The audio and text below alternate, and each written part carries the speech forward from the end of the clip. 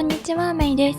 今回は部屋と庭の和風クリエイトです。和風なお部屋のリクエストをずいぶん前にいただいていたのですが、ようやく和風な部屋を作ることができました。それでは見てみましょう。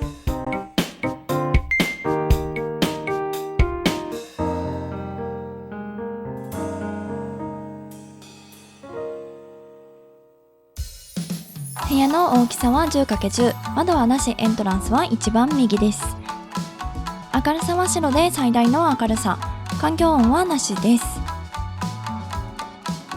和風な部屋というより中庭メインなので、あまり部屋らしさは追求していません。もっと部屋を大きくできたなら中庭に面している部屋を作りたいですね。普通の和風な部屋を作りたかったのですが、気がついたら中庭を作っていました。手前2マスを中庭へ続く道としています。ここの家はかなり大きいという設定なので、庭の中に道があって部屋に続いているイメージです。この部分は廊下でも良かったかもしれないですね。廊下っぽくするならフローリングのラグを敷いて、エントランスも木のものに変えると廊下っぽくなりますね。メインの中庭を作っていきます。日本の昔ながらの家は部屋の外側に縁側が囲むようにあって、屋根がついてたりしなかったりするんですけど、今回は吹きさらしの濡れ縁にします。濡れ縁って言葉は動画を作るまでは知りませんでした。ウェットデッキとそんな変わらないみたいです。見えるところは囲めましたね。中庭を作っていきます。和風庭園の基本は厚盛りでは松や石ですね。和風な庭を作るときはどんな自然な景色を作りたいかをイメージすると作りやすくなると思います。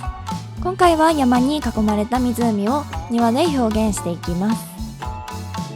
松など背の高い主張が強めな家具を1つか2つくらいにすると見栄えが良くなります。日本庭園は自然を表現したものが多いので、厚盛りでもなるべく高さなどを揃えず、高さや大きさなどをランダムだとより自然な庭園に見えると思います。今置いた家具の他に光苔の岩や泉なども合うと思います。緑には赤い家具が合うので、植物を置くとしたら赤系がいいと思います。他にも白などもおすすめです。また今度スピードビルドではなく和風な庭の特集もしたいですね。正直和風庭園を作るのは厚盛りでは難しいんですけどね。家具同士の空間が決められているので、置きたい場所から離さないといけないんですよね。完成しました。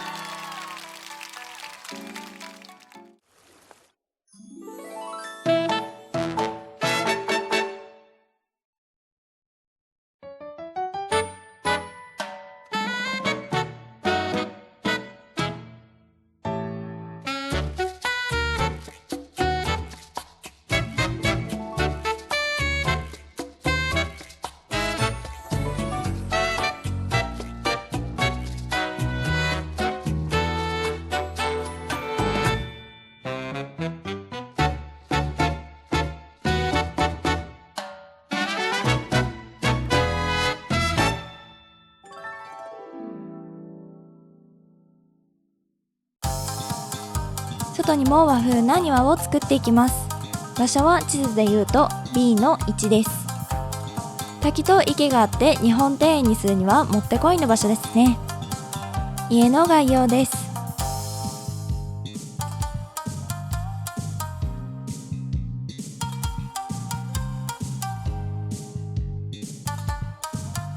池周りを石で囲んでいきます。この時もいろいろな形の石を置いていきましょう。とは言っても石の種類が足りないので角度を変えて置いていきます。石の代わりに菊などでもいいかもしれないですね。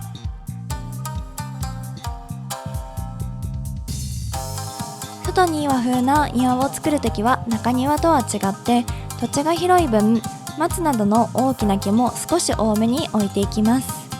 土地の大きさに合わせて大きな家具を配置するとバランスが良くなります。土地の真ん中に道を敷くので、それ以外の場所に家具を置いていきます。岩が足りないので叩ける岩も飾ります。さ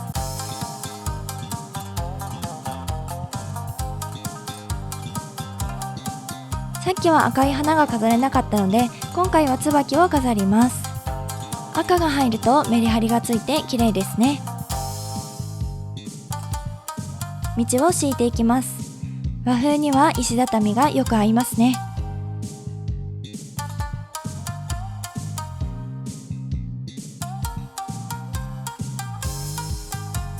石畳に苔や草を生えさせて自然に近い感じにしていきます。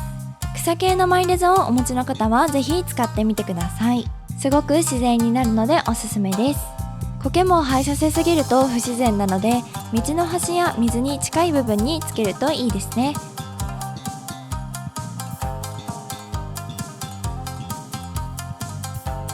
東屋を置いて庭の主役にしていきます。家具の足りない部分に家具を置いていきます。所狭しと家具を置くのが好きなので、この辺りは好みですね。完成です。